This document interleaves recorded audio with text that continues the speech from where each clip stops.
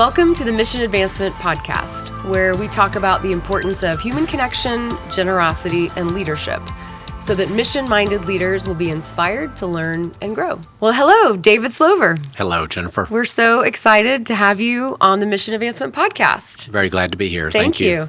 It's been over the last really couple of years, you and I got to know each other through mutual connections and different things. And over the last several months, we've had a lot of kind of conversations about your organization and my organization, and kind of led us to, thinking about ways we can partner and do things together. So this is a fun step in mission advancement and HighGround Advisors, kind of coming alongside each other. So I want to start with you just kind of sharing with our audience a little bit about your journey in the leadership space and the types of organizations you've worked for, and then kind of what your role is today. I've been in the nonprofit sector my entire career, unintentionally, but that's the way it started.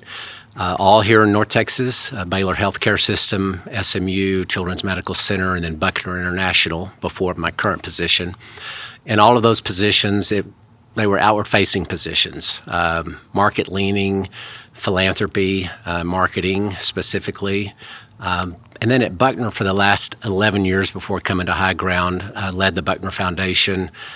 That really was more than philanthropy. It was leadership in a very broad sense, our mission trips, our marketing communications, investment management, a lot of different facets of the organization. So nice. At HighGround, it's been about a decade, and glad to be there and glad to have the chance to be with you today. Thanks. Yeah, and give just a quick elevator pitch about what HighGround does for people who may not be familiar. Most people are probably not familiar. Probably not. We're 95 years old. We exclusively work with nonprofit organizations and those who support them. 99% of those organizations are faith-based. Okay. We provide investment and asset management services to them, and also creative giving solutions from donor-advised funds to charitable trust and everything in between. So we're got a boutique law firm embedded within an investment and asset management company. Nice. Excellent. Well, we've had a lot of overlapping clients. That's one thing we've learned over the years. Yes. So it's fun to know that we have a lot of people in common in our worlds that overlap a little bit in the philanthropy space. So let's just kind of dive into the topic of generosity. Obviously, financial generosity is a big part of our work. It's a big part of your work at HighGround. Talk to me a little bit about how generosity kind of plays out in your leadership, in your organization, just kind of what it means from your perspective. Yeah. When you're in the nonprofit space for 3 decades plus, you have the opportunity to experience generosity and be a part of it, and it's thrilling, as you know. This last year, there has been one case that's been rather unique that I'll tell you about that really explores every facet of the word, I think. Financial generosity, of course, first. This is a family I'm thinking of that I've known for 30 years. And they decided to blend their business planning and estate planning with their gift giving just before they decided to sell their closely held family business. So the result of that was pretty extreme, allowing their generous spirit to be magnified in very significant ways, with many millions going to faith-based organizations. So it's not surprising to see this family and to have worked with them that they're doing this. But when you think about the other side of the coin, what else generosity is, with them, they've shown it their whole lives that I've known them. They have adopted children internationally. That's a hard thing. They have served faithfully in their church. They, one unique thing about their business, they sent their employee groups, usually 2 or 3 trips a year to a third world country to work in an orphanage. Wow. But the unique thing about that is they paid them, that they were still, it wasn't time off. They covered all their expenses. And of course, it was a culture building thing for them, and also an opportunity to live out their faith. So they've done a lot of things that just demonstrate a selfless spirit and a generous spirit. And it's been fun to be a part of people's lives and their stories like that through my career. Yeah. Wow. That's, one of the things we talk about at Mission Advancement and as part of the podcast is kind of dispelling a little bit of the narrative that I experience, that gloom and doom and, uncertain economy and all these headlines. I mean, even today I got an email that was kind of leaning that direction. And, my response to that has been, it's just not my lived experience. And maybe it's the world I'm in, but maybe it's a posture that I choose. I don't know. But that story just kind of makes me think about that. And you've obviously been in generosity circles your entire career. And just curious, off the cuff, if you kind of hear that negativity sometimes in the marketplace and what that looks like from your point of view. Yes, particularly in the financial side, the giving side. But I think that does not have to, and you said maybe it's your posture or you chose to view things differently. I think it doesn't have to affect the generous spirit within people. Our lives can demonstrate generosity currency, money is just the amplifier of that, of generosity. I think generosity should be hopefully already within us, and the giving part of that just translates that to a more public domain. But I think you're exactly right. It can be a beatdown, but we choose to think of it differently. And I think there are a lot of people that exhibit that with their selfless spirit. Yeah, agreed. Okay, well, let's talk a little bit more kind of on the leadership side and the business side of our work. You've talked about something called the growth trap in your experience. So kind of tell the audience what that means and your kind of journey through maybe living that out. Yeah. Well, when a business is successful, it can quickly go beyond its ability to support that business. When you're in a groove and everything is humming and your profit is up, if that's what you're doing, or your admissions are up, however you're measuring success. But with mission-minded people on our teams, they will go to the nth degree to support what is being done, even if it begins to be chaotic. And so the trap is really a business that is exceeding and going beyond the infrastructure, the talent, the services, the processes in place to support the business. And I've been a part of that a couple of times. And, it's really while we're all excited about the success, you harm your most valuable asset, being the people, your team. And I think it's something that we can get intoxicated on the wins and begin to not consider those on our team that are making it possible. And unintentionally, and it is unintentional, create chaos and confusion where there's no clarity sometimes because growth is so fast. Have you been a part of an organization or a time period where you lived out an organization that did that really well, that you could point to like leadership decisions or things that guided a successful growth period? Mm-hmm. Yeah, and I would say that is characterized by the leader or leadership team choosing to be still, physically, not necessarily, but really surveying and listening to your team, understanding the pulse of the organization, not being so outward focused on the outcomes and the successes and the wins, but really turning inwardly. And that's a discipline. Most of us, we want to get the wins. And so I think that is a learning that I've had, is to listen to your team, to value them.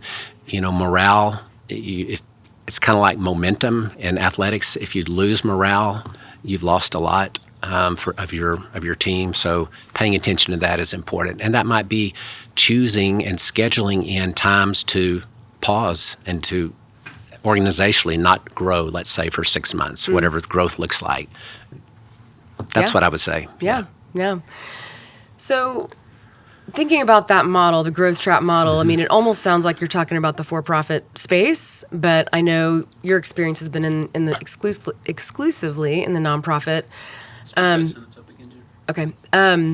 thinking about that concept, it almost sounds like you're talking about the for-profit space, although I know your experience is exclusively in the not-for-profit. So let's talk a little bit about the differences. This is a bit of a passion point for me. I'm just going to be honest with you. That the nonprofit. There are two of us at the table that have that passion point then. Great. I'm hoping we're on the same page here. Yes. So why don't you go first? Okay. Tell me kind of your point of view on some of this, and then we'll see. I think for-profit sector has much to teach us in the nonprofit sector. I am comfortable living with that tension. I think in the nonprofit sector, particularly certain segments of the nonprofit sector, we are led with mission-minded people who lead with their heart. If you were calling vocations, they may be pastors or social workers or teachers, wonderful stuff, but maybe not being mindful of the metrics and the best practices that for-profit would offer to us to use. And so I think it is imperative, because our missions are noble missions. They're essential to to an effective society. And so to pull the best from the for-profit sector and put it in the nonprofit sector, I think is vital as leaders, particularly mission-minded leaders. And I think our team, our employees want that. They want whatever our business is, schools, universities, healthcare, children, they want to win because they are driven. Usually we have achievers on our team. And I just think it's really important. And there are a lot of people who naturally don't want to live in both spaces. But having a foot in either side, yes, I am a lifetime nonprofit guy, but I've always had this tension and this discontentedness that sometimes we're not really doing our best, yet our work and our mission should demand that. Yeah. Well, amen. Preach on. Somebody else said this to me years ago, but I've adopted it and used it a lot, that not-for-profit is a tax status, not a business strategy. And I've shared that with boards and That's a great clients, phrase. And I love just that very quick little statement, because I agree, like, just because you have a tax status that says you're a not-for-profit really doesn't change anything about how you should run the organization. And whether that's how you hire people and how you train and how you, implement process, or I'm also very passionate about the fact that nonprofits should be comfortable with margin, financial margin. Yes. And, margin can come in other forms as well, kind of like generosity. But, I've talked about mission and margin should go hand in hand. And without margin at the end of the year, how can you possibly take advantage of new opportunities or new programs or expansion or anything, not to mention just to prepare for a rainy day? And yet this idea that we have to budget with net zero budgets and profit's a bad word and all of that just feels out of place. Margin is an accelerator of mission. That's how I see it. It should be. It allows us to do more. You said processes. I think sometimes in the nonprofit space, we miss out on the benefits of rigorous strategic planning or business planning, on goals, on accountability, on moving people to the right spot within an organization or even out if they're not comfortable and not suited for it. Right. I think we share the same view on that. Well, and obviously HighGround is a faith-based organization. A lot of our work is in the faith space, and a lot of our people at Mission Advancement come from faith-driven organizations. And, as a believer myself and a mission-minded person, there is that tension, I think, sometimes that we need to take care of our people and, of course, like, be kind and all of that. But sometimes that means having a hard conversation. Yes. And that can be the kind thing to do. Right. And I've struggled with that. I mean, I'll be the first one to say that's a weakness of mine, and I don't love to have those kinds of conversations, but usually when they happen, it's the best for both sides, both people. And I find that, I kind of have coined this little phrase, building a culture of nice is not really helpful for the organization or the person. I like that. because we all want to be nice, right? And that's, kind of my thinking is, of course, we all want to be kind people and be good to our people, take care of our people, but sometimes taking care of your people is telling the truth. Yes. Even if it hurts a little bit. So it's an interesting dynamic in nonprofit culture that I think really lives out sometimes in the faith space. Agree. Even more. Agree. Even more so. Okay, so mission-minded leader, we've used that phrase a few times now. From your seat and working with all these organizations in your career, how would you define the attributes of what you would consider a mission-minded leader? Of course, there are a lot of books written on this. For me, I'll give you just a few. I think humility is right at the top. And I think you just used the word kind. I think kindness is, and what does that really mean? That is, in my view, that's a demonstration of love to someone, and that can happen because I'm going to listen to you. I'm going to give you affirming words. It's doing the right thing, even speaking hard conversations. Other attributes, I think being intentional. Intentional is a word, I think, within philanthropy that is so important, whether it's advancing a relationship or otherwise. But as a leader, intentional to raise up and speak into your team, to empower them so they gain value. Intentional to be vulnerable. I think that's hard for most of us to do. There's a phrase that I began to use when at Buckner called sacred burden. Okay. Those words don't usually go together, sacred and burden, but it represented the work we were doing, which was very sacred, but also the responsibility that we all felt.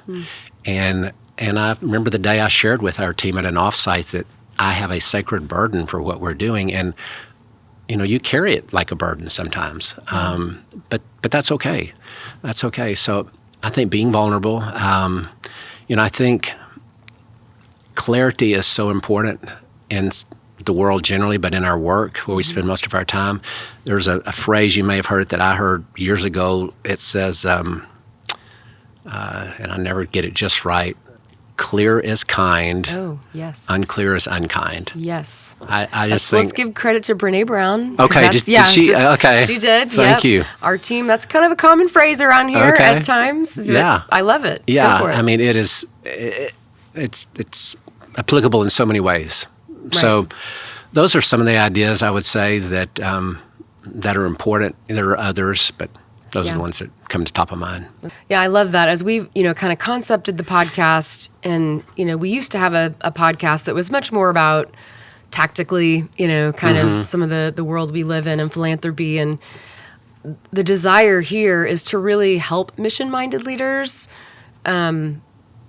learn and be inspired and feel understood in their journeys. And from my seat, I feel like that represents people who could be leading in a nonprofit seat, they could be in a for-profit seat, or they could be in a boardroom, or they could be a young professional that wants to aspire, to grow and lead. And I think, for some people, ministry is a for-profit entity where they serve and lead people and hopefully make the world a better place, and get to live out kind of their values in that space. It doesn't have to mean that you're in the nonprofit sector to be a mission-minded leader.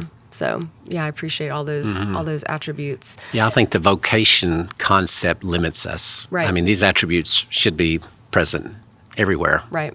Yeah, absolutely. Any advice you would give, again, I'm thinking about your seat at HighGround, back to kind of our earlier comment about some of the gloom and doom that tends to kind of make most of the headlines, because I guess that's more interesting.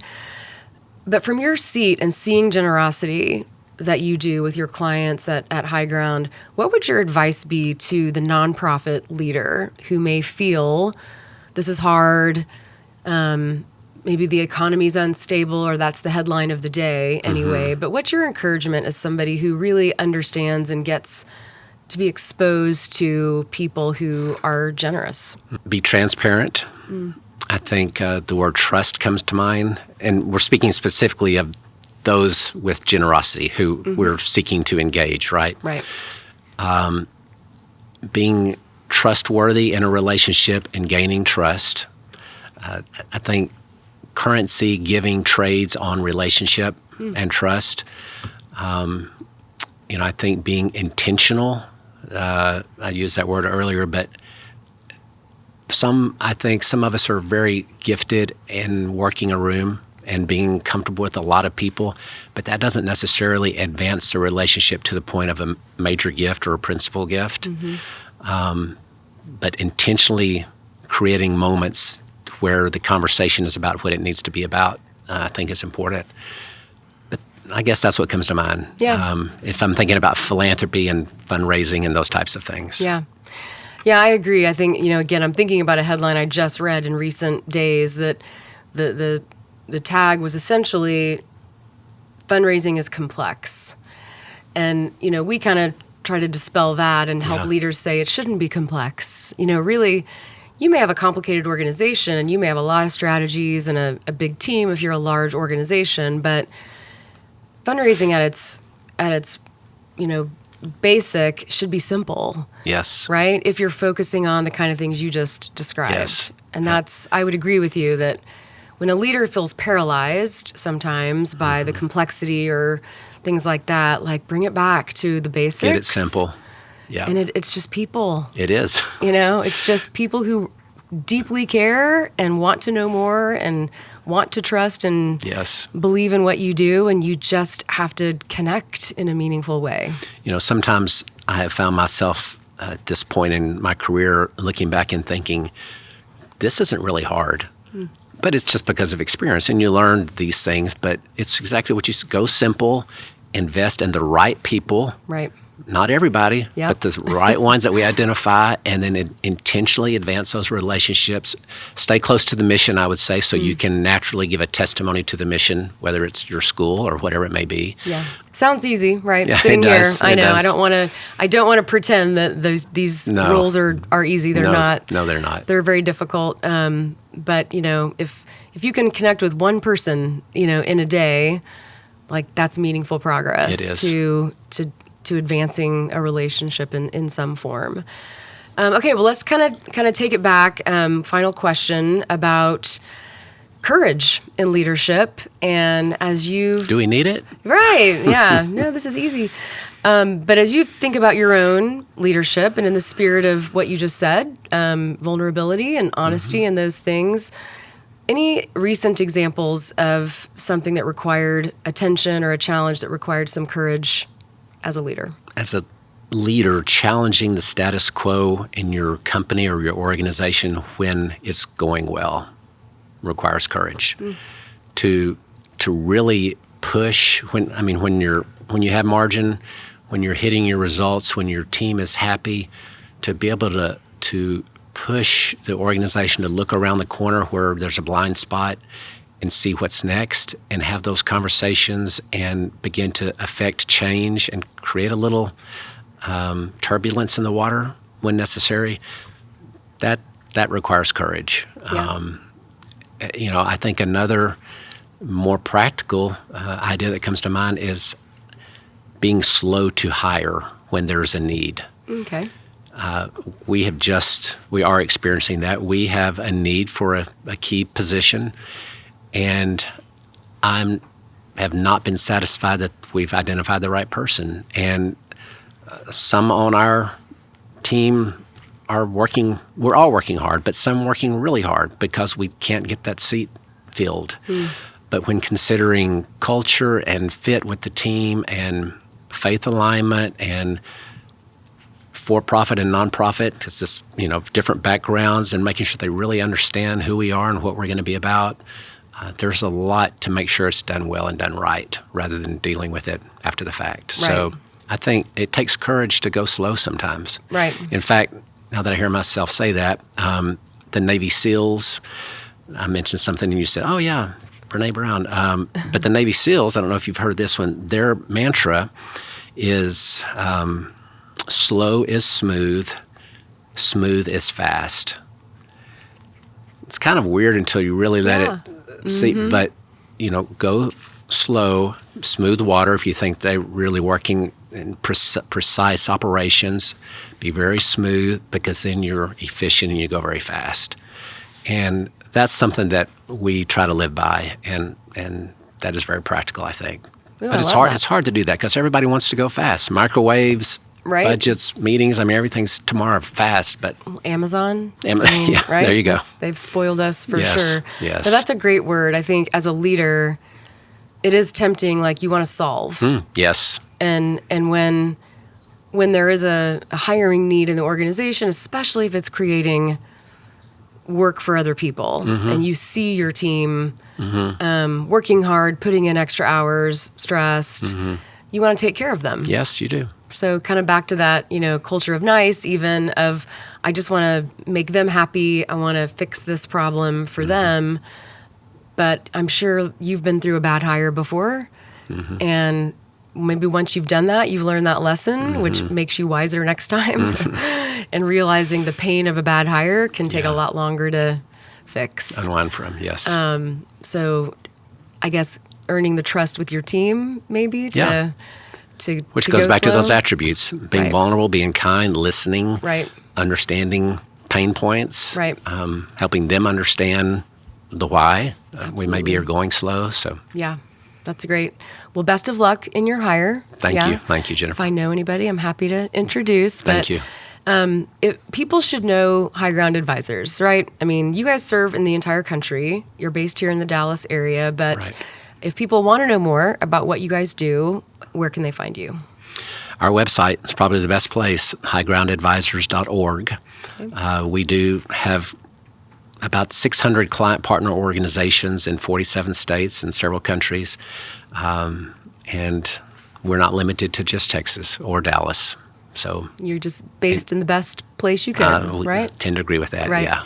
Well, and I know everybody's curious today about donor-advised funds. That's quite the buzz in our industry, and you all have donor-advised funds and maintain assets for individuals. We do. So it's another way that people can maybe learn about what you guys do. Thank you. Yeah, manage about $3.5 billion. A lot of that's donor advice and money, charitable trust with our trust company, but also assets for the organizations or the ministries themselves. That's great.